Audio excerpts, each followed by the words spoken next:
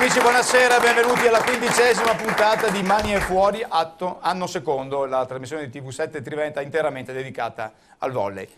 Ospiti veramente importanti questa sera, dovremo parlare purtroppo della sconfitta della Fidia di domenica scorsa a Trento, ma soprattutto lanciarsi nella grandissima partita di domenica prossima a Palla Fabris alle 18, quando arriverà la Marmilanza di Verona in un derby veneto davvero dal sapore particolare e davvero da non perdere, soprattutto per la Fidia. Non perdo tempo perché abbiamo un ospite già in collegamento telefonico, ma lo sentiamo tra pochissimo. Comincio a presentare la squadra. Questa sera abbiamo l'Olimpia Volley, ragazzi, un applauso, la prima divisione dell'Olimpia con Gaetano Ingrosso, ma li conosceremo come sempre nella terza parte. Vado a presentare gli ospiti del nostro parterre del Roi di questa sera. Il primo è Francesco Cico De Marchi. Ciao Cico e ben arrivato. Ciao, buonasera. Quando c'è da parlare di tattica, di preparare le partite, di capire cosa bisogna fare, io chiamo sempre Simone Roschini, il vice allenatore della Fidia Padova. Ciao Simone. E poi ho un piacere particolare perché questa sera c'è un allenatore di una formazione di B1 del Mondolo di Mestrino, ma è un amico, soprattutto una persona che ha lavorato per molti anni all'interno di quello che era il Petrarca Padova. Luca Zanon. Ciao Luca. Ciao, buonasera a tutti. E torniamo ad avere una delle colonne importanti della società. Parliamo sempre di questa pallavolo Padova, di 60 soci. Questa sera abbiamo Filippo Pancolini. Ciao Filippo. E ben arrivato. Come vi dicevo, abbiamo stravolto un po' la scaletta questa sera perché non vogliamo far perdere troppo tempo alla persona che ci sta ascoltando, che spero che sia in collegamento telefonico. Abbiamo Marco Meoni. Ciao Marco. Ciao a tutti. Ciao Marco, un applauso. Ciao Luca, ciao Massimo. Tu. Ciao, mi raccomando, non dire parolacce che sei in televisione. Sì, ecco, questa se la... No, prima mi ha detto che di a Marco che prepari il Magnum. Cosa La Magnum. La Magnum. Io però non mi ha detto cos'è, Marco. Si può dire o no? È pronta la Magnum. Ma cos'è, una bottiglia? Beh, quella ce la beviamo io e Cico per conto nostro, la foto per la foto, dai, ma tu un po' più moderno. Ascolta, non ti devo presentare quasi nessuno qui questa sera perché hai sentito che sono tutte persone che conosci. Ascolta, avete appena finito allenamento, com'è la situazione? Com'è a Verona? State andando via un po' troppo forte adesso. È tragica, siamo messi malissimo. Sì, come l'altra volta l'hai detto, No, invece sta giocando bene Marco adesso, in questo periodo state facendo veramente dei bei risultati, no?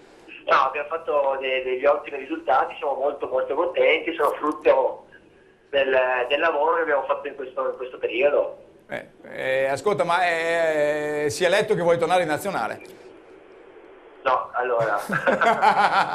Che qualcuno ti chiama?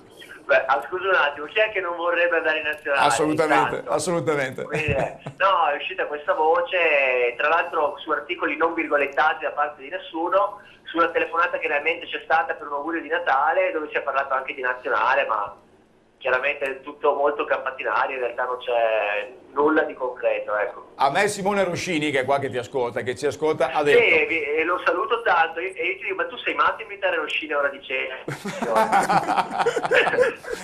No, ma Simone, di a Marco cosa mi hai detto l'altra sera, che nei 3 metri, cosa mi hai detto l'altra sera? Sì, purtroppo ci dobbiamo giocare domenica. Dicevo che ancora dentro i 3 metri, per me Marco è uno dei migliori palleggiatori che ci sono in circolazione. Ecco, quindi hai capito. Quindi lui dice, io uno così in nazionale, eventualmente come secondo, che fa da chioccia, che mi tiene tranquillo l'ambiente, no Simone? Non lo terrei a casa. Non lo terrai a casa. Quindi tu fa bene il tuo dovere, possibilmente non domenica, non troppo domenica, ecco perché... Ah no, ma sarà una bella partita per tutti e due, dai, sono due squadre che si equivalgono, indipendentemente dalla classifica che alle volte è sfasata, perché noi abbiamo incontrato anche fatto punti con squadre di prima fascia in un momento per loro abbastanza difficile, quindi ci hanno aiutato molto. Ecco, quella è la differenza sono forse. Sono sicuro che sarà un grande spettacolo, come è sempre giocare a Padova. Ascolta, tu allora 2 o 3 mesi fa, ad ottobre, quando ci sentimmo per l'altra partita, ci dicesti, ma sì, Gasparini un po' altalenante, aveva fatto 3 punti con Latina, non è proprio al 100%, ha fatto 42 ace nella partita con Padova. Com'è in questo periodo? Ci vuoi dire ancora qualcosa o si è calmato ultimamente? No, beh, domenica ne ha fatti parecchi, ha giocato molto bene sia in attacco che in battuta. Però confermo, Roschini ha visto tutte le nostre partite, abbiamo una squadra... È qua che ride Roschini, sotto i baffi. Ride sotto No, i baffi perché le ha viste tutte veramente, come dicevi tu. no, ma lo so, lo conosco bene. Fortuna che adesso ci sono gli hard disk e i DVD. Io mi ricordo quando le faceva con le videocassette e con il gel alla matita. No, ma siamo una squadra così, una squadra molto molto giovane, a parte insomma qualcuno, e questo può far sì che si capi in alcune partite dove ti va tutto storto e in altre dove ti va tutto bene, e questo spesso può capitare all'interno dello stesso set o della stessa partita, quindi noi prendiamo tutto quello che viene e siamo soddisfatti di essere in questo punto della classifica. E Cico De Marchi, cosa dici di Cico quest'anno? Cico io l'ho visto parecchie volte, ho visto anche le ultime partite che ha fatto con Latina, nella sua ex squadra. È un giocatore, a parte che è un amico e quindi faccio fatica a essere obiettivo, però veramente ogni volta che lo vedo schiacciare mi viene voglia di fare uno schiacciatore di alzaglia, perché è proprio uno dei movimenti stilistici più... Eccoci qua per la seconda parte di Mani a Fuori. Abbiamo sentito Marco Meoni che ci ha già proiettato nella partita di domenica prossima, lo ricordo ancora al 18 al Palla Fabris, ma ci siamo dimenticati, o meglio abbiamo lasciato un po' in disparte i risultati delle classifiche, invece sono assolutamente da commentare, quindi prego la grafica con i risultati dell'ultimo turno. Eccoli qua, Ravenna che perde al quinto set con San Giustino in casa, Verona che batte 3-0 l'Andreoli di Latina, il successo di Trento per 3-0 sulla Fidia, la Copra Piacenza che ahimè, ai noi, ha battuto Macerata per 3-1, il Tono Calipo che ha perso in casa con la Sisle di Belluno per 3-1, Acqua Paradiso Monza Brianza che passa come un rullo su casa Modena per 3-0 ma poi perde in Coppa Italia, e M Roma Volley che si impone 3-2 su Cuneo per una classifica che andiamo subito a vedere. Eccola qui, a 41 punti c'è Trento che quindi si stacca da Macerata, ferma a 38, Cuneo a 36, Casa Modena a 32, Paradiso a 27, Belluno a 25, Verona a 22. Vedete come la formazione di Bruno Bagnoli si sia decisamente proiettata nella seconda parte della classifica. Il Tonno Calipo è a 20 con l'M Roma Volley, l'Andreoli Latina a 19, Piacenza a 17, San Giustino e Padova a 15, CMC Ravenna a 9. Simone, una battuta veloce, siamo tornati, la Fidia è tornata nella zona rossa, così detto. Finisse oggi il campionato, non finirebbe bene. Sì, non finirebbe bene, però ci sono ancora tante partite, quindi la classifica chiaramente bisogna tenerla sempre sotto osservazione, però questo non significa nulla, insomma, ci sono ancora partite da giocare e ci sono tanti punti disponibili da fare, e sicuramente da domenica già la partita con Verona sarà una partita da affrontare per cercare di portare a casa più punti possibile, e quindi sì, la classifica in questo momento non è delle migliori, però... Meglio non guardarla troppo, dice, insomma, forse è il caso di non fossilizzarsi Io troppo onestamente adesso, a parte quella di questa settimana, non la guardo tanto, cerco sempre, ecco, di pensare di fare delle buone partite, di fare delle buone settimane d'allenamento, e poi dico il lavoro paga. Filippo, come state vivendo all'interno della società questo momento non brillantissimo della squadra? Diciamo che effettivamente dopo la prima partita, che sembrava con Piacenza, no? Ci eravamo dati un po' lo sprint iniziale, poi ci siamo ovviamente resi conto che il primo anno, pur avendo una realtà storica passata di tanti anni in Serie A, che le cose dovevamo ponderarle settimana dopo settimana. Come dice giustamente, il lavoro settimana dopo settimana paga, perché siamo riusciti con certe squadre tipo Latina o con Roma in trasferta, siamo riusciti anche a vincere. Cioè, quello che è mancato secondo me è la costanza, ecco, quei 2 o 3 risultati consecutivi positivi che dessero magari maggiore fiducia, perché non mi sembra che dal punto di vista tecnico siamo di molto inferiore ad altre realtà, ad altre squadre, tipo la stessa Piacenza, che ha 2 punti più di noi, quindi io la vedo in modo molto ottimistico, anche perché fa parte del nostro DNA. Quindi, con la tua azienda da anni sei nel settore della pallavolo, comunque dai la mano al Valsugana. Sì. Noi già dall'89, se non sbaglio, che per Cibunigas. Cibunigas, sì. Poi è subentrata anche la Vempa, che negli ultimi anni ci ha dato una mano. Abbiamo cominciato quasi per scherzo nell'89, Poi col tempo siamo riusciti a far crescere una realtà, a portarla dalla C2 alla C1 fino ad arrivare addirittura alla B1. Dopodiché abbiamo fatto una collaborazione anche con la società Con la Pallavolo Petrarca Padova. e da lì insomma abbiamo sviluppato un progetto che poi ha abbracciato anche il settore giovanile.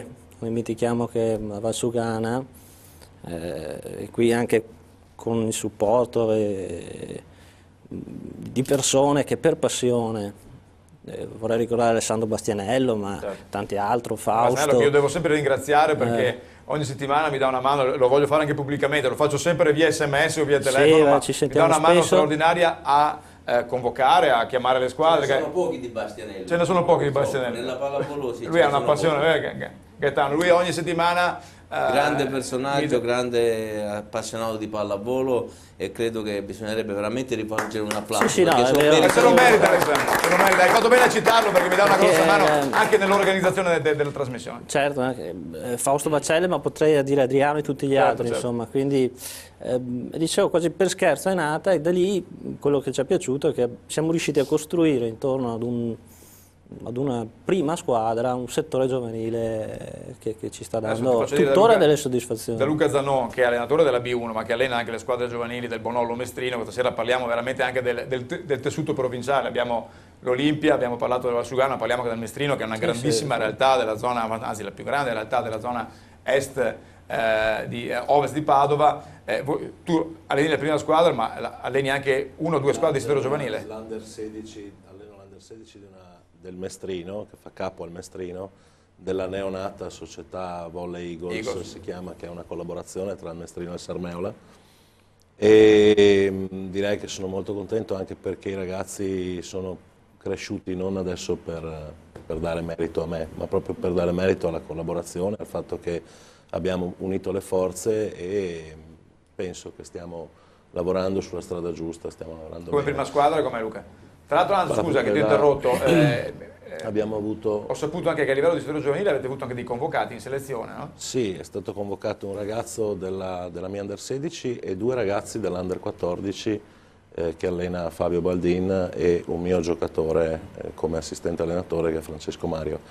E quindi insomma questo è già un buon viatico per iniziare una collaborazione, visto che è il primo anno ci siamo posti un obiettivo triennale di lavoro e insomma è già qualcosa, anche perché siamo partiti a settembre con una ventina, poco più di ragazzini e siamo riusciti ad arrivare ad una quarantina facendo addirittura 2 Under 13 e questo per il settore maschile è importante perché chiaramente non ci sono tante Ecco, io squadre. di Luca Zanon devo dire una cosa particolare, perché lui ripeto, oltre che essere un amico, è un grande tecnico di pallavolo. Qualche anno fa, 3 anni fa credo, no, Troppo 3 anni gentile, fa, grande ha tecnico. fatto una scelta importante che pochi hanno fatto.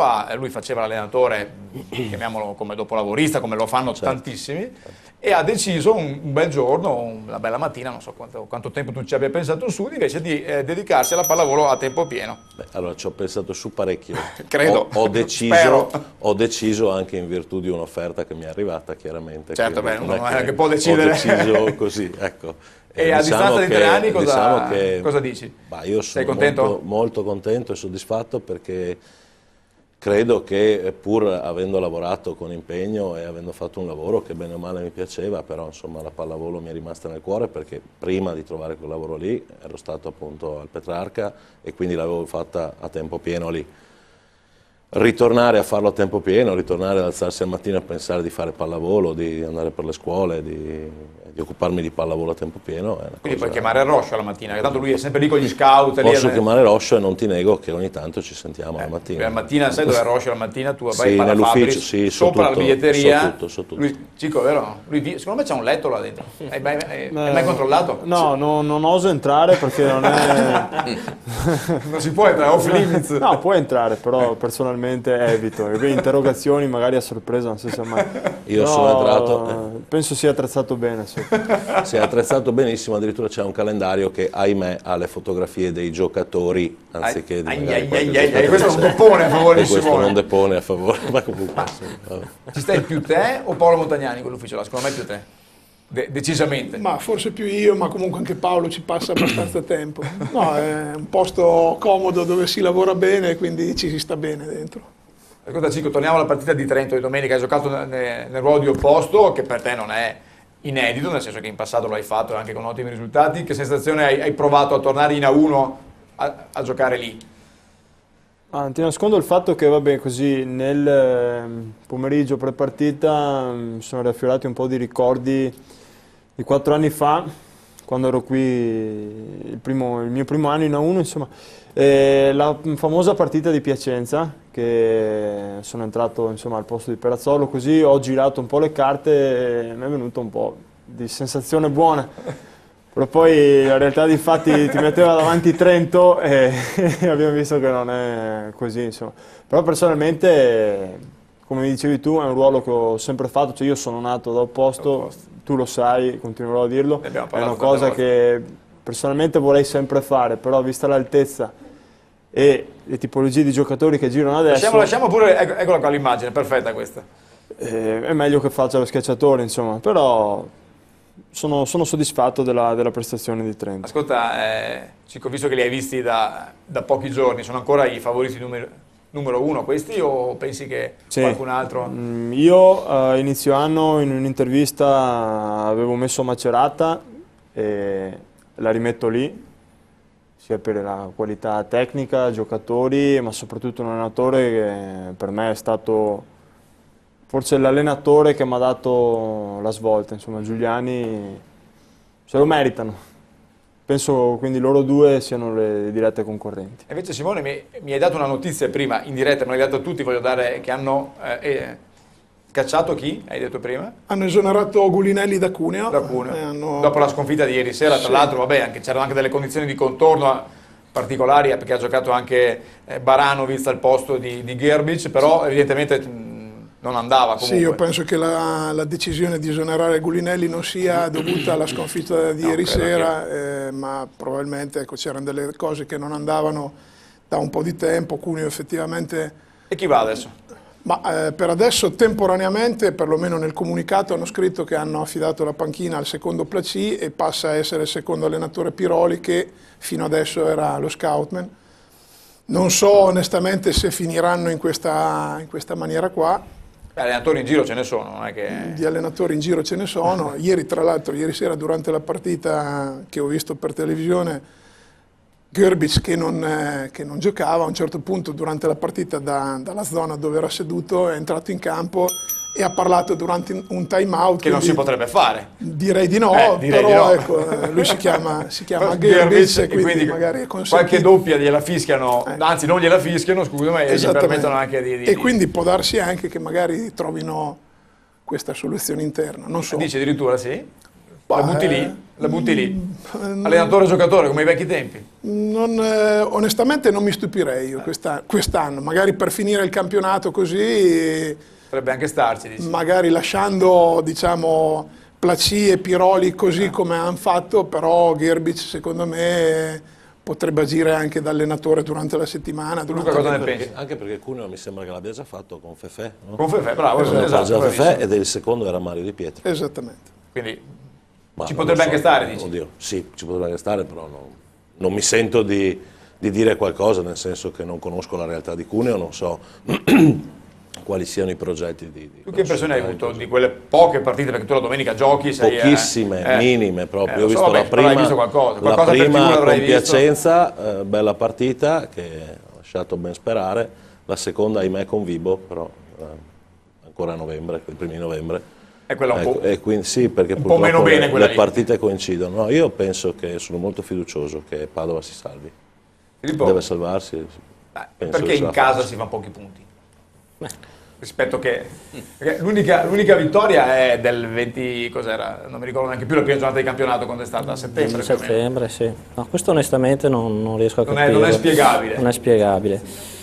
Come dicevo, manca questa continuità di risultati, che so che è difficile, perché assicurare, per continuità non intendo ovviamente un filotto da 5, però almeno quelle 2-3 anche col tie break, che ultimamente magari quel punticino è sempre ben accetto, però ecco, riuscire adesso io personalmente sono convinto che ci salviamo e non ci sono problemi. Toccate tutto quello che dovete toccare. Chiudiamo le immagini, nel senso, però io sono stringiamole sul convinto volto più che altro. Ecco, ecco. Perfetto, così primo piano va bene.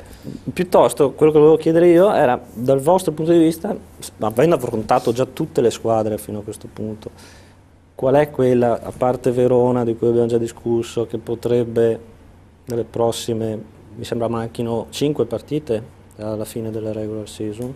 No, ne mancano 10, credo. 10? 10, sì. 10? 10. Essere risucchiato, cioè, sì, ecco, su chi fare la corsa. Su chi fare la corsa, perché questa è una bella effettivamente... domanda, possiamo rispondere tutti e due, vediamo se hanno idee comuni. Allora, dunque, in base alla situazione attuale di classifica, io direi che una squadra che potrebbe tornare nella zona calda della classifica è, secondo me, Latina.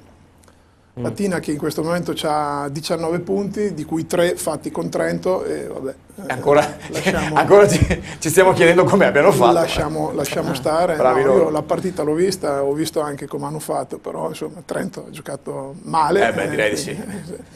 Ha giocato molto male. Molto male. Trento se gioca male con Latina vince 10 volte su 10, quindi ha giocato molto male. E quindi Latina potrebbe essere una squadra. Ecco, Sicuramente non penso che Piacenza possa continuare a stare nella zona calda come con le squadre che lottano per non retrocedere, perché io continuo a dire che Piacenza ha una squadra che può lottare tranquillamente con squadre che in questo momento occupano la posizione ad esempio di Belluno, forse Monza è più forte, però Piacenza secondo me è una squadra... Non è il suo posto sicuramente. Ha dei campioni che non sono da squadra per non retrocedere, perché Papi, Nikolov e Zlatanov non sono 3 giocatori per lottare per non retrocedere, secondo me, anche se la classifica dice... Ci sono, su 5 punti ci sono 6 o 7 squadre mi sembra, quindi alla fine è abbastanza... Tu Cicco cosa dici? Sei dello stesso punto di vista? Sì. Che la Latina potenzialmente potrebbe essere risucchiata. Poi io guardo sempre a noi stessi, noi dobbiamo continuare a giocare, poi chiaramente il campo ti dà il risultato. Poi quel che viene, certo. Tra l'altro non abbiamo più parlato di Ravenna, che si è staccata abbastanza e qualche giorno fa Simone se n'è andato anche un giocatore abbastanza importante come Quiroga, che è vero che non stava magari giocando tutte le partite ultimamente, ma che era uno degli schiacciatori di riferimento di Babini, quindi anche questo è andato a giocare in Turchia, se non sbaglio. È andato a giocare in Turchia, sì. Lui, no, ma nelle ultime partite giocava abbastanza. La diagonale dei loro schiacciatori era Sirri e Quiroga, e quindi nella partita quindi con dici che sia già un segnale di bandiera bianca di Ravenna? Un segnale di bandiera bianca non lo so, sicuramente perdono un giocatore che gli poteva fare comodo. Comunque loro hanno anche gli altri 2 stranieri, Roberts e Ferranneman, che tra l'altro hanno giocato nell'ultima partita con San Giustino, che secondo me sono dei buoni giocatori.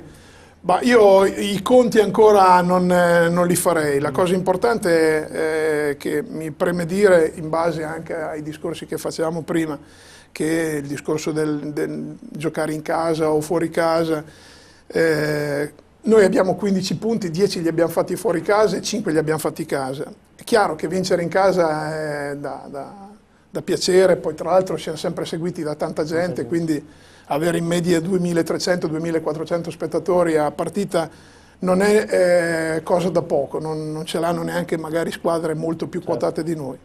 Però abbiamo fatto 10 punti fuori casa, non è che valgono di meno, valgono 10 punti.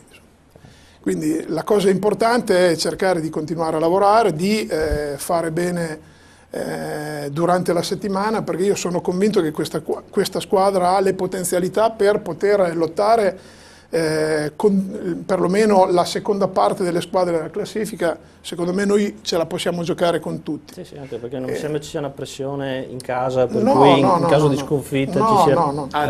L'ambiente mi sembra molto... Anzi, se vogliamo proprio, come sempre, cercare un po', Luca, noi che siamo vecchi di pallavolo, io anche non solo di pallavolo, tu sei più giovane di me, ma voglio dire, forse manca un po', no?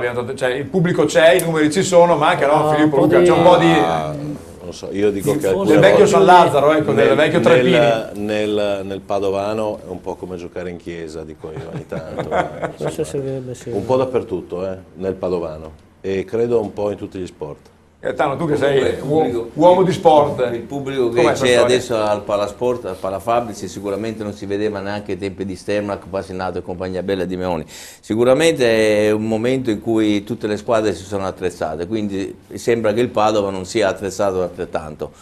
Meraviglia, un San Giustino, io ho visto l'impianto di San Giustino, è un paese, una realtà talmente piccola, io quante volte vedo che vince il San Giustino non me ne vogliono, dico ma con una realtà così piccola come mai? Padova sta crescendo sicuramente, solo che Padova è, forse io dico una cattiveria, a Padova è il calcio che è al di sopra di tutto, cioè dove c'è il calcio il resto invece non si sa che ci sono sport come la pallavolo, la pallacanestro e altri sport che dovrebbero avere più spazio, proprio perché credo che il calcio stia togliendo respiro a tutto lo sport, a tutto lo sport. E oggi se vediamo degli esempi negativi li vediamo esclusivamente nel calcio, perché io da 20 anni che sono nella pallavolo ho visto la pallavolo importante, la pallavolo meno importante, non c'è mai una cattiveria e non c'è mai una partita che non finisca. Adesso nel calcio hanno inventato il terzo tempo perché ce n'era bisogno, nella pallavolo non c'è mai stato un terzo tempo, c'è stato sempre una stretta di mano alla fine della partita e finiva là. Quindi dobbiamo riscoprire, io credo che la pallavolo a Padova meriti veramente un grosso, la parte alta della Anche classifica. perché è la terza provincia d'Italia, tu che sei anche... La federazione di Padova Esatto. è la realtà, è la terza realtà in Italia, abbiamo 11.000 tesserati, siamo secondi solo alla Lombardia, però facciamo il rapporto, il territorio della Lombardia... Milano e Roma sono le prime due, poi c'è Padova. Sì, certo. sì, Padova, quindi... Filippo, cosa dici di questa cosa del calcio? È vero che toglie, voi che avete come azienda un respiro molto ampio, è vero che toglie ossigeno agli altri sport? Beh, diciamo che l'attenzione mediatica è sicuramente puntata sul calcio, su questo non c'è dubbio, basta guardare anche gli stessi giornali o comunque al di là delle TV.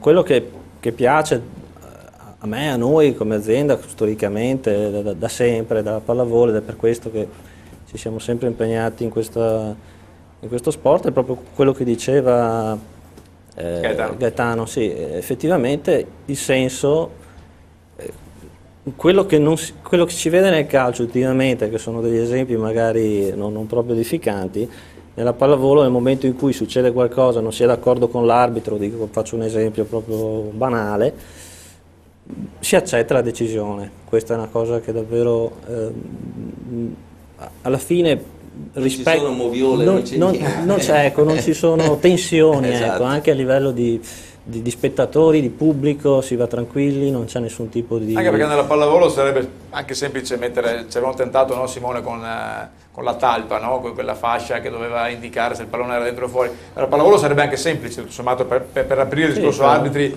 avere qualche mezzo elettronico che ti può dire immediatamente se una palla è dentro o fuori, no? Sarebbe anche abbastanza semplice. L'esperimento della talpa non è Sì, che forse perché tecnicamente non era... sia riuscito. Però io parlo anche banalmente di un replay, no? A volte Sì, un replay... nel tennis già c'è, no? È a richiesta del giocatore, non è una cosa che viene utilizzata sempre, però secondo me alcune situazioni si potrebbero anche risolvere in questa maniera, perché delle volte magari, ecco, anche se diciamo che la pallavolo sicuramente è un'attività sportiva dove non ci sono diciamo, episodi particolari come ci sono nel calcio, però capita delle volte che magari ci si inalbera un pochettino o gli animi si surriscaldano. in aria la lavagnetta. Esatto, perché magari ci sono... C'è anche una realtà, io tocco un tasto che mi sta un po' a cuore. Noi prendiamo un quotidiano qualsiasi, non è di Padova, se no andiamo, non so, a Canicattì, ci sono 27 pagine di calcio, la terza divisione della squadra più sperduta ha il suo spazio, nella pallavolo a Padova non trova spazio neanche la Serie D.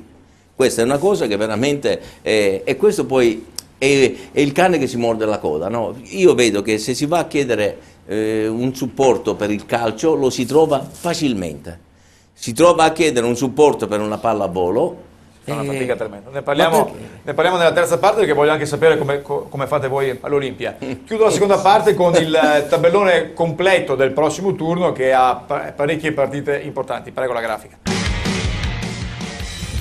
Eccolo qua, Macerata-Trento, il big match del prossimo, quindi seconda contro prima, poi San Giustino che ospita Belluno, anche qui partita secondo me aperta a ogni tipo di risultato, Ravenna che viaggia a Monza, Latina che ospita Cuneo, vedremo se questo cambio sulla panchina o comunque questo avvicendamento porterà bene o male. Chiaramente noi facciamo il tifo questa volta noi di Padova per Cuneo, M Roma Volley con Tonno Callipo, Figlia Padova, Marmi Lanza, lo ricordo una volta, domenica ore 18 al Palafabri, si chiude il quadro, la partita tra Piacenza e Modena. Questo è il quadro completo del prossimo turno, noi ci fermiamo qui per la seconda parte, nella terza parleremo soprattutto di Olimpia, a tra poco. Vi aspettiamo ogni giovedì sera, TV7 Triveneta, Mani e Fuori, alle 22:30. Canale 12. Potete rivedere tutte le nostre partite lunedì 23:30 su TV7. Eccoci qua per la terza parte di Mani e Fuori, abbiamo fatto quindi un quadro completo, però io volevo chiedere a Francesco De Marchi se potessi togliere un giocatore a Verona domenica, potessi toglierne uno a caso, chi toglieresti? Meo tradotto è Meoni, perché voi vi chiamate Meo, Cicco, ma voglio dire poi Sì. Meoni dici? Sì. Ah, occhi chiusi. Occhi chiusi, non Gasparini. No. Meoni, basta. Tu Luca? Anch'io penso Meoni. Roscio? Sì, dire Marco sicuramente è la cosa che viene più spontanea, anche se L'opposto. Mena. Io più Crom. Ah, più Crom addirittura. Sì. Crom, l'ex. Tu Filippo? Anche io sono d'accordo con lui. Più Crom dice che è un Sì. giocatore di... Sì. che è cresciuto, non di altezza, non è una battuta che è 2,12 per cui non può crescere, è cresciuto negli ultimi anni. No? Bah, lui ha... anche qua a Padova secondo me fece dei campionati importanti, lui è stato qua per 2 volte, Sì. Tra l'altro l'ultimo anno se non ricordo male ha vinto anche la classifica per gli ace fatti ed ecco anche perché è un giocatore molto stimato da Bruno Bagnoli. Lui solitamente vuole sentire sempre il rumore del pallone. Esattamente. Anche tu però, No, ma sei della scuola di Bruno Bagnoli, o forse lui della tua, non lo so. No, ci trovavamo, diciamo così. Da questo punto di vista andate molto bene. Bene, cominciamo a parlare un po' di Olimpia Volley, come avete visto studio molto affollato questa sera, abbiamo la prima divisione che è la squadra top di questa società che in passato, adesso ce lo spiegheranno i responsabili, ha avuto un grande passato perché è arrivata fino alla Serie 2, abbiamo già conosciuto Gaetano Ingrosso che è il personaggio importante di questa società ma anche uomo di sport perché ha ricoperto in passato tantissimi altri incarichi. Io invece volevo coinvolgere, abbiamo Marco Cestaro che è il vice allenatore, abbiamo Enrico Bernini che è l'allenatore e Luigi Vomiero che è il dirigente accompagnatore. Io volevo parlare con Bernini, tanto per capire che squadra è questa qua perché intanto qualcuno si è messa la felpa, qualcuno è senza, quindi cosa avevano? Freddo, caldo, cosa dici? Ci sono le freddolose, ci sono le calorose, come in qualsiasi ambiente. Com'è sto gruppo? È una squadra... Simpatico mi sembra quantomeno. Sono molto simpatiche, si lavora molto volentieri in palestra durante tutta la settimana, sia che le partite vadano bene che le partite vadano male, non è quello il problema fondamentale. È una squadra eterogenea, nel senso si parte da ragazze di 16 anni fino ad arrivare ai 30 anni più o meno, quindi si passano un attimino le generazioni. La cosa che stupisce è che nonostante questo divario di età però è un gruppo compatto sostanzialmente, che ci si aiuta e appunto, ripeto, si lavora molto bene assieme. Marco, qui abbiamo un vice allenatore che è Simone Roscini, che è secondo me uno dei più importanti vice allenatori che abbiamo in Italia, nel senso che lui ormai si è, credo, adesso correggimi Simone se dico delle cose fuori luogo, però dopo tanti anni che fa il vice allenatore tanti gli abbiamo detto ma cavolo non ti è mai venuta voglia, al di là che un'esperienza l'ha fatto come primo qua a Padova in sostituzione di Babini, non ti è mai venuto voglia di fare il primo allenatore? Lui dice no, io voglio fare il secondo allenatore perché secondo me il secondo allenatore ha delle caratteristiche particolari. Tu che sei il suo assistente ti ritrovi in questo o miri prima o poi di poter guidare in prima persona una squadra? No, sono pienamente d'accordo che il secondo allenatore ha delle funzioni completamente diverse e indispensabili comunque nel gruppo. Ho avuto la possibilità in passato di fare il primo allenatore anche a questi livelli, però proprio per scelta mi ritrovo molto più nel ruolo del secondo allenatore, che è un ruolo di spalla, intanto fondamentale per il primo allenatore, e con Enrico ho la fortuna di viverlo proprio così, quindi comunque una collaborazione molto stretta, piacevole ma anche proficua secondo me, e poi ho la possibilità di curare come secondo allenatore altri aspetti che mi portano un pochino fuori da quella che è la dinamica della partita. Però proprio per questo mi permettono di viverla in maniera diversa, e quindi sia l'aspetto prettamente tecnico, lo studio nostro, l'analisi nostra nel momento della partita, l'analisi dell'avversario nel momento della partita, e poi anche, e non è da nascondere, il fatto che il secondo allenatore non è il primo, e quindi anche con le ragazze c'è la possibilità di instaurare rapporti diversi che poi portano sempre comunque allo stesso risultato, che è quello... È quello che diceva Simone, no? Simone, sei d'accordo su questo? Tu mi hai sempre detto che appunto il secondo allenatore può avere anche una confidenza forse diversa, no? Sì, io dico sempre, i giocatori o le giocatrici in questo caso dicono delle cose al secondo allenatore che non diranno mai al primo allenatore, come il primo allenatore al secondo allenatore non dirà mai cose che poi dirà direttamente alle giocatrici o ai giocatori. Ma la cosa importante secondo me è quando uno decide di fare il secondo allenatore, vabbè, io lo faccio ormai da tanti anni, ho la fortuna di farlo ad alto livello, però mi sembra, poi ne parlavo proprio con te, io il ruolo del secondo allenatore dico sempre, lo paragono al ruolo del libero. Allora, quando un ragazzo o una ragazza decide di fare il libero, deve pensare da libero, non può pensare da schiacciatore. Perché se uno fa il libero e pensa da schiacciatore, mentre gioca c'è una schiacciata e già quella lì l'avrei messa per terra, quello non sarà mai un gran libero. E il secondo allenatore deve ragionare da secondo allenatore. Se il secondo allenatore ragiona e pensa sempre nelle scelte del primo allenatore o nei ragionamenti del primo allenatore, dice qui avrei fatto diverso, qua avrei fatto così. Siamo fuori strada. Cioè, il secondo allenatore è chiaro che deve avere uno scambio di idee con il primo, ma deve ragionare da secondo allenatore. Esattamente. Adesso sentiamo anche una delle ragazze però, perché adesso il microfono come sempre è girato, è una specie di roulette e alla fine si ferma. Succede in tutte le puntate, si è fermato da te, che ti chiami? Lara Gallenda. Lara. E tu hai questa idea del secondo allenatore o no? Cioè sei più amica del secondo allenatore o del primo? Allora, in realtà io devo dire che c'è un ottimo rapporto con entrambi. Effettivamente Marco può avere la sensazione di essere vicino quanto comunque Enrico, tanto è vero che comunque c'è tra loro stessi un bellissimo rapporto e una grande disponibilità, sia da parte anche della società, e che poi si trasmette naturalmente nella praticità con gli allenatori. Ma devo dire che entrambi hanno dei rapporti. Sì, ci sono. Sai perché è merito di Gaetano Ingrosso, che lui li plasma tutti. Fa molto, fa molto. Gaetano, dimmi un po' questa società, parlami un po' della società, come sta andando, qual è il movimento che voi girate? Io sono l'ultimo arrivato in questa società e sono onorato di essere entrato a far parte, prima perché ho trovato una famiglia dove c'è veramente un ambiente che ci si aiuta in qualsiasi momento. È una società di un passato glorioso, quindi andare a fare qualcosa di nuovo in una società gloriosa è sempre difficile. Però è un ambiente che si sta ridando nuova linfa. Abbiamo 118 atlete tesserate, dalla prima divisione fino al mini volley, uno staff tecnico sicuramente di grossa qualità e che sta crescendo anche all'ombra di Colombritta, che Roberto Colombritta credo che sia molto conosciuto. Quindi diciamo che il lavoro ce n'è tanto da fare, però il problema è che si ha sempre a che fare con delle realtà difficili da poter allargare, e quindi torniamo al discorso. Io volevo innanzitutto ringraziare il presidente Roberto Perratone, che questa sera non è presente perché è impegnato per lavoro.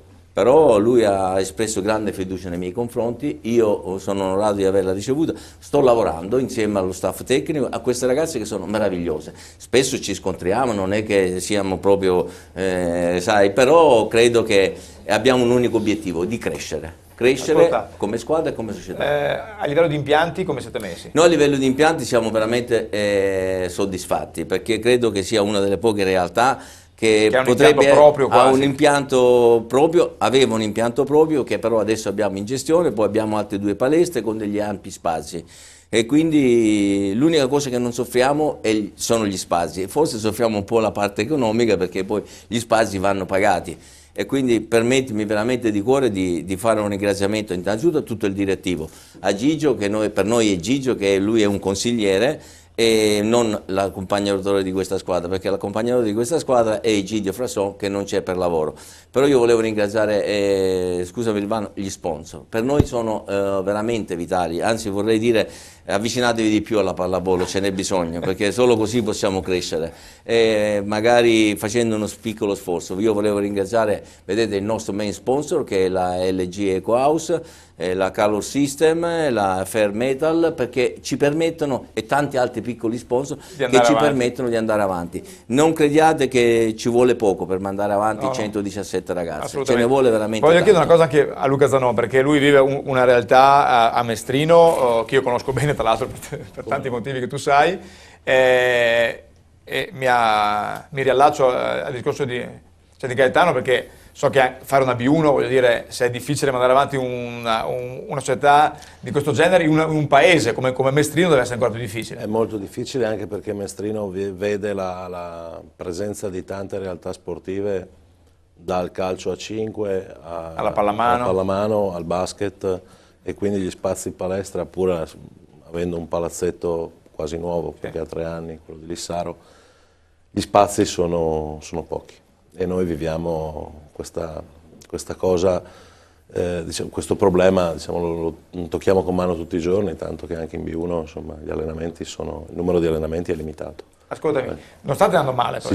No, non stiamo andando male. Anzi, abbiamo avuto anche noi un po' di alti e bassi, abbiamo perso anche noi, come la Pallavolo Padova, 2 partite in casa che forse potevamo vincere, potevamo vincere, giocando un po' meglio magari, comunque sono cose che succedono.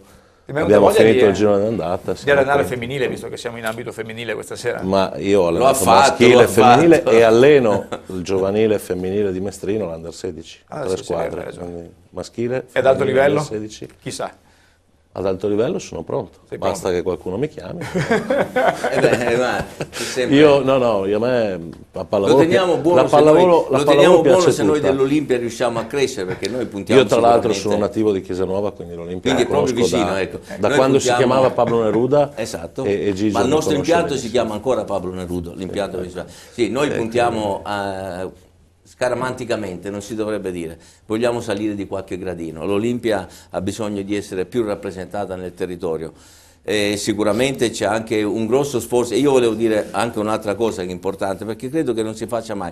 Bisogna fare anche dei complimenti a tutto lo staff del comitato sia provinciale che regionale, perché quello che fanno, il lavoro che fanno questi 2 comitati sono di un'importanza unica, spesso viene sottovalutato. Quindi se il movimento sta crescendo, se noi Olimpia vogliamo salire di gradino, dobbiamo dire anche grazie a chi ci sta alle spalle. Tra l'altro mi dai una bellissima opportunità, perché Stefano Camporese, che sarà ospite nelle prossime puntate assieme a Daniele Rampazzo, si sta preparando questo importantissimo torneo nazionale Under 16 femminile il 18-19 febbraio in memoria di Gianni Campesan, che è stato un mio grandissimo amico, è stato per anni presidente del comitato provinciale FIPA di Padova, e se io ho questa passione della pallavolo, credo che in gran parte sia dovuta a questa persona che purtroppo non c'è più, ma che sarà appunto fortemente ricordata con questo torneo che il Comitato Provinciale FIPA di Padova sta organizzando, ripeto, per il 18-19 febbraio, un torneo nazionale, quindi ci saranno le Under 16 più forti d'Italia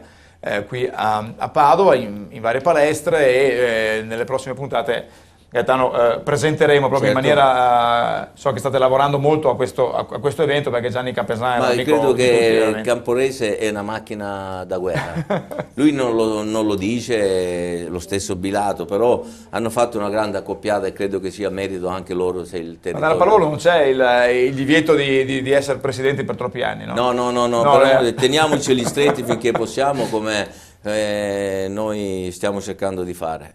Io vedo le facce anche di questa squadra, cioè sentire parlare credo che per loro sia anche uno stimolo. Noi abbiamo delle giovanissime, abbiamo qualcuno, come diceva Bernini, che ha qualche... Chi è la più giovane o la più vecchia? La più giovane, eccole, vai, sono messe là. Noi abbiamo il nostro libero. Quella con la maglia rossa per la regia, esatto. Così la inquadriamo. Che è il libero? È il libero, Camilla, non vi dico quanti anni ha perché sennò magari, però non ne ha fatti ancora 17. A fianco a lei abbiamo il secondo palleggio, noi abbiamo 2 palleggi, uno un pochettino più esperta e una che sta crescendo molto bene, che è la Gaia, Poi c'è anche qualcosa di più meno giovane, per esempio, non so, però vabbè, ma puoi anche non dirlo, serve per fare gruppo.